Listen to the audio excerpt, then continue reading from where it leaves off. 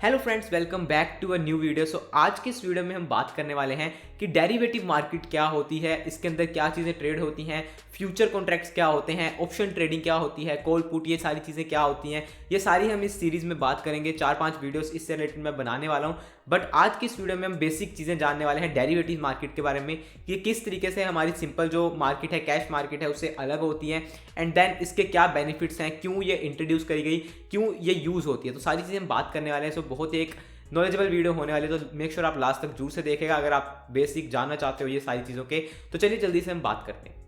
So first of all हम जान लेते हैं कि जो हमारी मार्केट है उसमें कितने तरीके से काम होता है। तो सबसे पहला तरीका जो होता है हम जिसमें काम कर सकते हैं वो बेसिकली होता है डिलीवरी ट्रेडिंग, या जिसको कैश ट्रेडिंग के नाम से जाना जाता है। अब इसमें क्या होता है, बेसिकली इसमें जितना कैश आपके पास है उतने के ही आप स्टॉक्स बाय कर सकते हो। एंड अगर आप उनको होल्ड करना चाहते हो लंबे टाइम तक तो होल्ड कर सकते हो, अदरवाइज आप उनको अगर सेल करना चाहते हो एक आधे दिन के अंदर तो वो कर सकते हो। अब समझ लीजिए कोई स्टॉक का प्राइस चल रहा है 1000 रुपीज़ का, तो देन अगर आपके पास 1000 रुपीज़ है तो आप उसकी एक क्वांटिटी बाय कर सकते हो। और अगर आप कुछ दिन के अंदर प्रॉफिट होता है तो आप अगर बेचना चाहते हो बेच सकते हो, अगर उसको आप लंबे टाइम तक रखना चाहते हो तो रख सकते हो। ये होता है कैश ट्रेडिंग, या जिसको हम कहते हैं डिलीवरी बेस्ड ट्रेडिंग। उसके अलावा सेकंड एक सेगमेंट होता है जिसके अंदर, अब इस कैश के अंदर आप बहुत सारी अलग चीजें भी कर सकते हो। लाइक आप इंट्राडे कर सकते हो, आपने आज लिया और आज के आज ही बेच दिया। उसके बाद अगर आप 2-3 दिन के लिए रखना चाहते हो वो चीजें कर सकते हो। बट इसके अलावा एक और सेगमेंट होता है जिसको हम कहते हैं डेरिवेटिव सेगमेंट। अब सबसे पहले तो हमें समझना पड़ेगा कि डेरिवेटिव क्या होता है। तो यहाँ पे मैं आपको कोई भी थ्योरेटिकल डेफिनेशंस नहीं प्रोवाइड कर रहा हूँ। यहाँ पे मैं आपको इस तरीके से समझाने वाला हूँ कि एज अ कॉमन मैन आप समझ सको कि डेरिवेटिव क्या होता है एंड किस तरीके से वो आपके लिए हेल्पफुल है या नहीं है। ठीक है, अब डेरिवेटिव कोई भी ऐसी चीज होती है जो कि अपनी वैल्यू किसी एक अंडरलाइंग एसेट से डिराइव करे। दैट इज कि उसकी खुद की वैल्यू तभी है अगर जो उसके अंडर एसेट है उसकी वैल्यू बढ़ेगी या कम होगी। अदरवाइज ये जो चीज है, समझ लीजिए ये कोई एक चीज है तो इसकी वैल्यू इससे डिराइव हो रही है। अगर इसकी वैल्यू है, इसकी वैल्यू बढ़ेगी, इसकी वैल्यू कम होगी तो ही इसकी वैल्यू है, अदरवाइज आइसोलेशन में इस चीज की कोई भी वैल्यू नहीं है। ठीक है, अब समझ लेते हैं, यहाँ पे हम थोड़ी सी एग्जांपल्स लेते हैं उससे समझते हैं। अब समझ लीजिए कोई भी एक ऐसा कॉन्ट्रैक्ट है, डेरिवेटिव कॉन्ट्रैक्ट है जो कि गोल्ड के बेस पे है। ठीक है, गोल्ड का कोई कॉन्ट्रैक्ट है, तो अब ये कॉन्ट्रैक्ट है एंड ये उसकी अंडरलाइंग एसेट है। अंडरलाइंग एसेट मतलब जिस से वो अपनी वैल्यू डिराइव कर रहा है। ठीक है, वो गोल्ड हो सकती है, उसके अलावा अदर कमोडिटीज में जैसे वो लाइक और भी चीजें, वीट हो सकती है, उसके अलावा सिल्वर हो सकती है, ठीक है, कॉपर हो सकता है। या अगर हम बात करें स्टॉक्स में, तो स्टॉक्स में वो कोई स्टॉक हो सकता है, रिलायंस इंडस्ट्रीज हो सकता है, इन्फोसिस हो सकता है। तो ये वो अंडरलाइंग एसेट है एंड ये वो डेरिवेटिव कॉन्ट्रैक्ट है। अब इस कॉन्ट्रैक्ट की वैल्यू तभी है अगर वो इस एसेट की वैल्यू है। अब इस एसेट की अगर वैल्यू बढ़ेगी तो देन इस कॉन्ट्रैक्ट की वैल्यू भी बढ़ेगी। अगर इस एसेट की वैल्यू कम होगी तो देन इस डेरिवेटिव की वैल्यू भी कम होगी। ठीक है, तो आई होप आपको एक सिंपल सी डेफिनेशन समझ आ गई है। अब अगर मैं इसको बिल्कुल ही रियल लाइफ एग्जांपल के साथ आपको समझाऊं तो मिल्क आपके घर में, हर किसी के घर में मिल्क है। अब मिल्क से हम क्या करते हैं, कर्ड बनाते हैं कई बार। ठीक है, तो अब वो जो कर्ड बन रहा है वो अपनी वैल्यू कहां से डिराइव कर रहा है, दैट इज मिल्क से। तो अब मिल्क क्या हो गया, वो हो गया उसका अंडरलाइंग एसेट, एंड कर्ड क्या होगा, वो हो गया उसका डेरिवेटिव। ठीक है, तो अब मिल्क जो है वो अगर है तो ही कर्ड बन पाएगा आपका। ठीक है, तो इसलिए जो कर्ड है वो अपनी वैल्यू कहां से डिराइव कर रहा है, वो डिराइव कर रहा है अपनी मिल्क से। अब ये तो मैंने आपको मिल्क और कर्ड की एग्जांपल दी, बट यहाँ पे हम समझते हैं कि स्टॉक मार्केट में किस तरीके से वर्क करता है। अब समझ लीजिए कोई स्टॉक है, यहाँ पे फॉर एग्जांपल हम लेते हैं रिलायंस इंडस्ट्रीज। अब रिलायंस इंडस्ट्रीज एक स्टॉक है जिसको कि आप बाय कर सकते हो कैश में। अगर आप बाय करना चाहते हो तो आप जितने भी प्राइस का वो है उतने पैसे देकर आप बाय कर सकते हो। बट यहीं पे डेरिवेटिव मार्केट में उसका एक कॉन्ट्रैक्ट होगा, दैट इज रिलायंस इंडस्ट्रीज का एक कॉन्ट्रैक्ट होगा जिसको कि आप बाय सेल कर सकते हो। अब वहां पे क्या है कि वहां पे सिर्फ कॉन्ट्रैक्ट ट्रेड हो रहा है, वहां पे स्टॉक्स नहीं ट्रेड हो रहे हैं, वहां पे वो सिर्फ कॉन्ट्रैक्ट ट्रेड हो रहा है एक बायर के बीच में और एक सेलर के बीच में। ठीक है, अब ये कॉन्ट्रैक्ट आगे क्यों होता है, क्या होता है, वो सारी चीजें हम आने वाली वीडियोस में बात करेंगे। बट फिलहाल आपको सिर्फ इतना समझना है। अब अगर वो रिलायंस इंडस्ट्रीज का स्टॉक प्राइस ऊपर जाएगा तो इस कॉन्ट्रैक्ट की वैल्यू भी ऊपर जाएगी। अब अगर वो स्टॉक प्राइस नीचे गिरेगा देन इस कॉन्ट्रैक्ट की वैल्यू भी गिरेगी। ठीक है, अब हमारी मार्केट में बहुत सारे स्टॉक्स हैं, हजारों स्टॉक्स हैं, बट ये जो सारे स्टॉक्स हैं डेरिवेटिव्स के अंदर नहीं आते हैं। इनमें से कुछ पोर्शन ही है जो कि डेरिवेटिव मार्केट के अंदर ट्रेड होता है, सभी स्टॉक्स डेरिवेटिव्स के अंदर ट्रेड नहीं होते हैं। ये हम आने वाली वीडियोस में बात करेंगे कौन से स्टॉक्स हैं, वो कहां से आप पता लगा सकते हो। अभी हम बात करते हैं कि कितने तरीके के डेरिवेटिव्स होते हैं। तो अब यहाँ पे आपको वही बताने वाला हूं जो कि आगे आपकी लाइफ में काम आने वाले हैं। अगर आप स्टॉक मार्केट में काम करोगे तो पहले तो समझिए 4 तरीके के डेरिवेटिव्स होते हैं। सबसे पहले होते हैं फॉरवर्ड्स, सेकंड होते हैं फ्यूचर्स, थर्ड होते हैं ऑप्शंस और फोर्थ होते हैं स्वैप्स। बट इसमें से जो फर्स्ट फॉरवर्ड्स है और फोर्थ वाला जो स्वैप्स है ये स्टॉक मार्केट में ट्रेड नहीं होते हैं एंड इनको समझना आपके लिए मेरे हिसाब से जरूरी नहीं है, बिकॉज आफ्टर ऑल हम इसमें काम ही नहीं करने वाले हैं। हम काम करने वाले हैं फ्यूचर कॉन्ट्रैक्ट्स में या फिर ऑप्शंस में। तो ये दोनों चीज़ें हैं समझने वाली। अब इन दोनों के ऊपर मैं अलग से डेडिकेटेड सेपरेट वीडियो बनाऊंगा, बिकॉज अगर हम इसी वीडियो में इसको क्लब कर देंगे तो आपको समझने में थोड़ी दिक्कत होगी। वो जो फर्स्ट कॉन्सेप्ट है कि डेरिवेटिव्स क्या होते हैं इटसेल्फ, वही थोड़ा सा कॉम्प्लेक्स है, उसको आपको एक दो बार देखना पड़ेगा, तो इसलिए इनको हम आने वाली वीडियोस में समझेंगे। बट फिलहाल आपको समझना है कि जो डेरिवेटिव्स हैं वो एक तो फ्यूचर कॉन्ट्रैक्ट्स हैं और सेकंड है ऑप्शंस, ठीक है। अब इनके अंदर भी चीजें होती हैं, वो हम आने वाली वीडियोस में ही बात करेंगे। बट फिलहाल हम समझते हैं कि डेरिवेटिव्स मार्केट की जरूरत क्यों पड़ी, मतलब कैश में अगर हम काम करना चाहते हैं तो हम कर सकते हैं, बट डेरिवेटिव्स की जरूरत क्यों है और क्यों ये इंट्रोड्यूस किए गए हैं। अब ये जो डेरिवेटिव्स मार्केट है, ये बेसिकली सबसे जो इसका मेन रीजन है इसको इंट्रोड्यूस करने का, वो था हेजिंग। अब हेजिंग क्या होती है? हेजिंग बेसिकली होती है कि अपने आप को प्रोटेक्ट करना। जैसे हम लाइक इंश्योरेंस लेते हैं, तो उसमें हम क्या करते हैं, उसमें हम अगर हम अपनी लाइफ इंश्योरेंस ले रहे हैं तो उसमें हम अपनी लाइफ को हेज करते हैं कि अगर इन केस मेरे को कुछ हो जाता है तो मेरे को कवर मिल जाए। अब इसी तरीके से हम अपनी बाइक इंश्योरेंस लेते हैं, कार इंश्योरेंस लेते हैं, तो उसमें हम अपनी कार को क्या करते हैं, हेज करते हैं कि अगर इन केस मेरा एक्सीडेंट होता है, मेरी कार को कुछ डैमेज होता है, तो मेरे को जो है वो हेजिंग मैंने कर रखी है, मेरे को उसका जो है वो कुछ ना कुछ क्लेम मिल जाए। इसी तरीके से हम स्टॉक मार्केट में भी हेजिंग करते हैं। अब अगर तो देखो आपका कैपिटल साइज बहुत ही कम है, 10 20 30 हज़ार रुपए है, तो हेजिंग अगर हम नहीं भी करते हैं तो कोई दिक्कत नहीं है। बट समझ लीजिए कोई ऐसा बंदा है जो कि करोड़ों में काम कर रहा है, लाइक उसकी कैपिटल 10 20 30 करोड़ है, तो अगर वो सिंपली समझ लीजिए यहाँ पे स्टॉक लेता है, ट्रेडिंग करता है, तो बहुत ही ज्यादा रिस्की हो सकता है। बिकॉज हमारी जो मार्केट है उसमें बहुत सारे ऐसे फैक्टर्स होते हैं जो कि हमारे कंट्रोल में नहीं होते हैं, जैसे कि अगर कोई वॉर हो गई या कुछ ऐसा लाइक कोविड जैसा जो है इवेंट हो गया, या उसके अलावा भी ऐसी कोई चीजें जो कि जियोपॉलिटिकल चीजें हैं, या कुछ ऐसे इंसिडेंट्स हैं जो कि हो सकते हैं, कभी भी हो सकते हैं। तो उस केस में क्या होता है कि हमें बहुत ज्यादा नुकसान हो सकता है अगर हमने हेजिंग नहीं की हुई है। तो ये जो डेरिवेटिव्स मार्केट थी, ये हेजिंग के लिए ही इंट्रोड्यूस करी गई थी। अब इसमें देखो क्या होता है, समझ लीजिए मेरे पास यहाँ पे आपको बिल्कुल एक छोटी सी एग्जांपल समझाऊंगा, बट यहाँ पे एक चीज आपको समझने वाले कि ये जो डेरिवेटिव्स का पूरा कॉन्सेप्ट है, ये आपको तभी अच्छे से समझ आएगा अगर आप इसकी पूरी सीरीज देखोगे जो कि मैं यहाँ पे लाने वाला हूँ। अगर आप सिर्फ एक वीडियो देखोगे, 2 वीडियोस देखोगे, तो आपको कुछ भी समझ नहीं आने वाला है, उल्टा आप कंफ्यूज होने वाले हो, बिकॉज हर एक चीज आफ्टर ऑल किसी ना किसी से कनेक्टेड है। तो आपको पूरी वीडियोस देखनी है, जो भी 5 6 7 वीडियोस आएंगी, आपको सारी वीडियोस देखनी है, तो ही चीजें आपकी क्लियर होती जाएंगी धीरे धीरे। तो अब डेरिवेटिव्स के थ्रू हम किस तरीके से हेजिंग कर सकते हैं, उसको हम कंप्यूटर स्क्रीन पे समझते हैं, बिकॉज ये थोड़ी सी समझने वाली है, थोड़ी सी कैलकुलेशन वाली चीजें हैं, तो आपको अच्छे से कंप्यूटर स्क्रीन पे समझ आएगा। तो चलिए वहां पे चलते हैं, अच्छे से मैं आपको समझाता हूँ। तो जैसे मैंने बताया कि इस मार्केट में 2 सेगमेंट्स हैं बेसिक ट्रेड करने वाले। तो सबसे पहले तो हमने जैसे बात करी कि एक सेगमेंट है कैश सेगमेंट, ठीक है, जहाँ पे हम जितने पैसे हैं उतने पैसे देते हैं एंड देन हम जो है उसमें ट्रेडिंग करते हैं। तो सेकंड सेगमेंट जो हमने बात करी वो है डेरिवेटिव्स का सेगमेंट।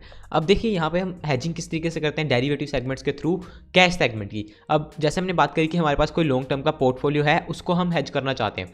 तो समझ लीजिए यहाँ पे हम एग्जाम्पल लेते हैं कि हमारे पास कोई एक ये मेरी ड्राइंग अभी तक ठीक नहीं हुई, कोई एक ए स्टॉक है, ठीक है, एंड इसकी हमारे पास 1000 क्वांटिटी जो है वो कैश में पड़ी है, मतलब हमने लॉन्ग टर्म के लिए उसको लेकर रखा हुआ है एंड हम उसको होल्ड करना चाहते हैं, हमें वो कंपनी अच्छी लगती है। अब यहाँ पे हम एग्जांपल लेते हैं कि हमने उसको बाय किया था 600 रुपीज़ के आसपास, ठीक है, और इस समय उसकी करंट मार्केट प्राइस जो चल रहा है वो चल रहा है अराउंड 800 रुपीज़ के आसपास। तो हम यहाँ पे 200 रुपीज़ के प्रॉफिट में एंड हमने 1000 क्वांटिटी ले रखी है, तो मतलब हम अराउंड 2 लाख रुपए के आसपास प्रॉफिट में, दैट इज़ ये हो गया हमारा प्रॉफिट, ठीक है। अभी फिलहाल हम 2 लाख रुपीज़ के आसपास प्रॉफिट में है।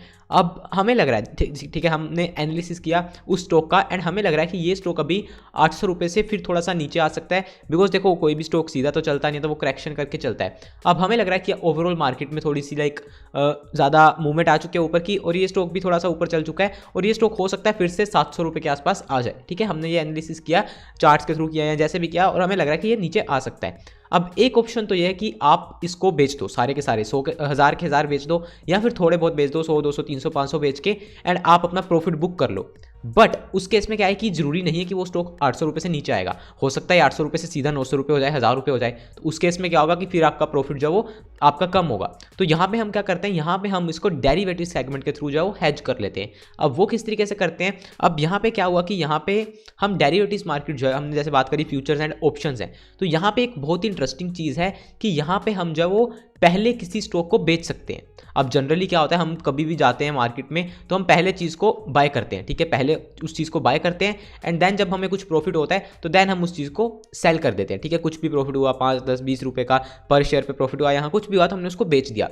बट ये जो डेरिवेटिव्स का सेगमेंट है, इसमें हम चीज़ को पहले बेच भी सकते हैं एंड बाद में उसको बाय कर सकते हैं, ठीक है। अब ये क्या होता है, किस तरीके से होता है, इसकी हम आने वाली वीडियो में बात करेंगे डेफिनेटली, बिकॉज ये बहुत ही इंपॉर्टेंट कॉन्सेप्ट है एंड बहुत सारे लोग इसमें कंफ्यूज होते हैं। बट आप सभी सिर्फ इतना समझो फिलहाल कि यस, डेरिवेटिव सेगमेंट में हम जो वो किसी भी चीज़ को पहले बेच सकते हैं एंड बाद में बाय कर सकते हैं।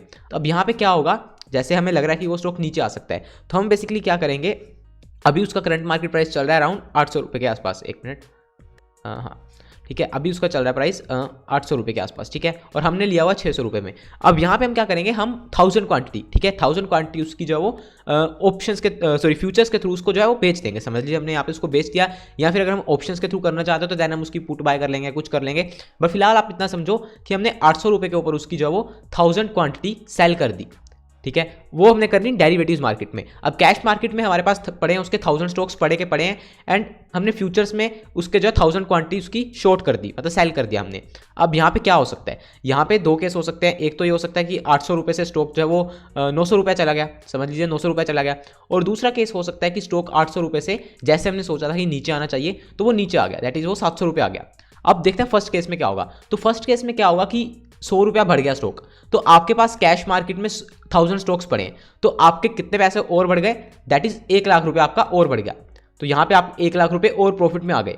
बट यहाँ पे हमने डेरिवेटिव्स मार्केट में क्या किया था, हमने 1000 क्वांटिटी सेल भी करी थी पहले, तो वो हमें बाय भी करनी पड़ेगी। तो यहाँ पे क्या होगा, यहाँ पे हमारा लॉस हो जाएगा डेफिनेटली, बिकॉज अभी स्टॉक बढ़ चुका है, हमने तो सोचा था कि नीचे गिरेगा, बट यहाँ पे वो 100 रुपया बढ़ चुका है। तो यहाँ पे हमारा लॉस कितना हो गया, यहाँ पे हमारा लॉस हो गया 100 रुपये का, तो मतलब 1000 into 100 is equal to 1 lakh rupees का। तो यहाँ पे हमारा 1 लाख रुपीज़ का लॉस हो गया, पहले हमें यहाँ पे 1 लाख रुपीज़ का प्रॉफिट भी हुआ और साथ में 1 लाख रुपीज़ का लॉस हो गया, तो नेट हमारा क्या हो गया, जीरो, मतलब हम यहाँ पे जीरो प्रॉफिट में रह गए। हमने ये हैजिंग के लिए लिया था तो इसलिए हम बच गए, ठीक है। अब यहाँ पे क्या चीज़ होगी, यहाँ पे आपका फायदा इस केस में नहीं होगा, मतलब जब वो स्टॉक ऊपर चलना शुरू हो गया, हम हैजिंग करते हैं उल्टे टाइम के लिए, जैसे हम इंश्योरेंस लेते हैं एडवर्स इफेक्ट के लिए, कि अगर हमारी डेथ हो जाती है या हमारा एक्सीडेंट हो जाता है उस में, तो देन हमें बेनिफिट हो। तो बेनिफिट हमें कब होगा, जब ये स्टॉक 800 रुपये से 700 रुपये आ जाएगा, ठीक है, मतलब जब उल्टी चीज़ होगी। तो यहाँ पे समझते हैं कि क्या होगा, इसको पहले मैं हटा लेता हूँ, थोड़ी सी इंपॉर्टेंट चीज़ें समझने वाली हैं, हो सकता है आपको 1-2 बार देखना पड़े तो आपको समझ आए। अब देखते हैं दूसरे केस में क्या होगा। तो दूसरा केस हम समझते हैं, दूसरे केस में क्या हुआ, 800 रुपये से स्टॉक वापस 700 आ गया, तो आपके पास 1000 पड़े हैं, तो आपका क्या हुआ, आपका जो प्रॉफिट था पहला वो तो कम हो गया, ठीक है, जैसे वो हो गया आपका 600, आपने 600 पे ले रखा था, अभी स्टॉक 700 आ गया, तो आपका प्रॉफिट रहेगा सिर्फ 1 लाख रुपए का, आपका 1 लाख कम हो गया। बट यहाँ पे हम समझते हैं कि क्या वो सच में कम हुआ है या नहीं हुआ है, तो वो नहीं हुआ है। क्यों, बिकॉज आपने जो 1000 क्वांटिटी बेच रखी है डेरिवेटिव्स मार्केट में, उसने आपको 100 रुपये का प्रॉफिट दे दिया है। आपने उसको 800 रुपये में बेचा था, अभी स्टॉक 700 रुपये पे आ गया, तो अभी हम क्या करेंगे, उसको नीचे बाय कर लेंगे, दैट इज स्क्वायर ऑफ कर देंगे पोजीशन अपनी, तो हमें यहाँ से 1 लाख रुपये का प्रॉफिट हो जाएगा। मतलब जो हमारा 1 लाख रुपये यहाँ से कम हुआ है, वो हमारा 1 लाख रुपये प्रॉफिट हमें डेरिवेटिव्स में हो जाएगा। तो हमारा नेट प्रॉफिट फिर भी कितना रहेगा, दैट इज जो हमारा पहले था, हमें नेट जीरो इफेक्ट आएगा। तो इसलिए जो है वो बेसिकली ये यूज़ होता था कि हेज करने के लिए, कि अगर आपको लग रहा है कि ऐसा आपका कोई स्टॉक बढ़ चुका है बहुत ज़्यादा और आपके पास वो कैश मार्केट में पड़ा है, तो आप उसको हेज करना चाहते हो, तो वहाँ पे आप उसकी या तो पुट बाय कर सकते थे, या फिर आप उसको जो है वो फ्यूचर्स में शॉर्ट कर सकते हो, एंड आप अपने आप को हेज कर सकते हो थोड़ा बहुत, ठीक है। इसके अलावा बहुत सारे मेथड्स होते हैं हेजिंग करने के, वो हम आने वाली वीडियोस में डेफिनेटली बात करेंगे। सो आई होप आपको समझ आ गया कि किस तरीके से हम हेजिंग कर सकते हैं डेरिवेटिव्स के थ्रू। तो यही मेन कोर पर्पस था डेरिवेटिव्स को इंट्रोड्यूस करने का। बट लोगों ने इसमें भी स्पेकुलेशन शुरू कर दी, लोगों को अगर लोगों को लग रहा है कि ये स्टॉक यहाँ से ऊपर जा सकता है, तो उन्होंने डेरिवेटिव्स के अंदर उसके फ्यूचर कॉन्ट्रैक्ट्स बाय करने शुरू कर दिए, या ऑप्शंस के थ्रू उसमें ट्रेडिंग करनी शुरू कर दी, एंड इसलिए ये एक स्पेकुलेशन के लिए भी यूज होने शुरू हो गए कि हेजिंग तो हो ही रही है, हम स्पेकुलेशन इसमें करते हैं, ठीक है। एंड आज जो मेजर पोर्शन है ट्रेडिंग का वो डेरिवेटिव्स मार्केट में ही होता है, कैश ट्रेडिंग में तो बहुत कम परसेंटेज होता है। तो आई होप आपको क्लियर हो गया कि डेरिवेटिव्स क्यों इंट्रोड्यूस किए गए थे। अभी फिलहाल आज के इस वीडियो में इतना ही। अभी जो हमने मेन टॉपिक्स कवर किए हैं, सबसे पहले हमने कवर किया है कि डेरिवेटिव्स क्या होते हैं, उसके अलावा हमने कवर किया कितने तरीके के होते हैं, कौन से आपको जानने जरूरी हैं। देन हमने बात की है कि डेरिवेटिव्स क्यों इंट्रोड्यूस किए गए थे, हेजिंग इसका मेन पर्पस था, एंड किस तरीके से हम इसके थ्रू हेजिंग करते हैं अगर हम करना चाहते हैं। बट आने वाली वीडियोस में हम बात करेंगे कि फ्यूचर्स क्या होते हैं, ऑप्शंस क्या होते हैं, उसके अंदर ऑप्शंस के अंदर कॉल क्या होती है, पुट क्या होती है, फ्यूचर के अंदर कुछ ऐसी टर्म्स हैं जो कि यूज होती हैं, जैसे mark to market, M to M use होता है, उसके अलावा रोल ओवर यूज होता है, एक्सपायरी चीजें होती हैं, सारी चीजें होती हैं। ये सब क्या होती हैं, ये हम धीरे धीरे हर वीडियो में कवर करेंगे। आपको ये पूरी सीरीज देखनी है सो दैट आप इस चीज को समझ सको। एंड आफ्टर ऑल अगर आप ट्रेडिंग करना चाहते हो स्टॉक मार्केट में, तो एक बहुत ही इंपॉर्टेंट चीज है समझने वाली, बिकॉज डेरिवेटिव्स मार्केट में अगर आप बिना नॉलेज के घुसोगे तो आप सारा पैसा लूज कर सकते हो, एंड आप कर्जे के अंदर भी आ सकते हो। यस, यहाँ पे आपके ऊपर कर्जा भी चढ़ सकता है, मतलब आपके पास जो कैपिटल थी उससे ज्यादा भी लॉस आपको हो सकता है। तो ये सारा किस तरीके से होता है, ये हम आने वाली वीडियोस में बात करेंगे। अगर आपको ये सीरीज अच्छी लगी है, यहाँ से बहुत सारी चीजें आपको सीखने को मिलेंगी, तो लाइक जरूर से करके मेरे को बताना, एंड आप क्या क्या चाहते हो इसके अंदर वो भी मेरे को जरूर से बताना। मैं मिलता हूँ आपसे नेक्स्ट वीडियो में। Thanks for watching. अपने फ्रेंड्स के साथ इस वीडियो को शेयर करिए एंड सब्सक्राइब करिए चैनल पर अगर आप पहली बार आए थे। जय हिंद, वंदे मातरम।